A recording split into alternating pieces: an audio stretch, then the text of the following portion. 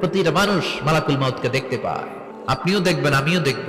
মুমিনদের কাছে এসে মালাকুল মাউত একজন যুবকের বেশে সাদা ধবধবে জুব্বা পরে সুগন্ধি মেখে মুমূর্ষু ব্যক্তির শিয়রে বসে বলে, ইয়া আইয়াতুহান নাফসুল মুতমাইন্না, হে প্রশান্ত আত্মা, উখরুজি ইলা মাগফিরাতিল্লাহি ওয়া রিদওয়ানি, আল্লাহর ক্ষমা আর দয়ার দিকে বের হয়ে আসো। বলা মাত্রই মুমিনের আত্মাটা স্মুথলি বের হয়ে আসে। কাফান মিন আকফানিল জান্নাহ, হানুত মিন হানুতিল জান্নাহ, জান্নাত থেকে আনা সুগন্ধি কাফনের মধ্যে পেঁচিয়ে তিনি রূহটাকে নিয়ে ইল্লিনে চলে যায়। সরাসরি দেখে মালাকুল মাউতকে।